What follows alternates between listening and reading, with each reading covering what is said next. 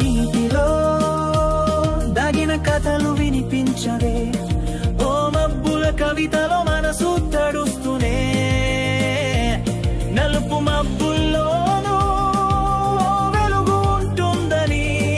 ఈ చిన్ని జలపాతం చెప్తున్నది వినవే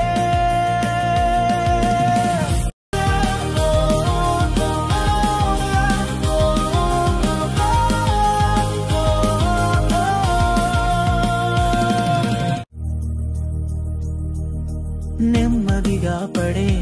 చినుకులు చెబుతుంటే నీ హృదయంలోని బాధను లేపుతుంటే ఆశలు మెరిసిన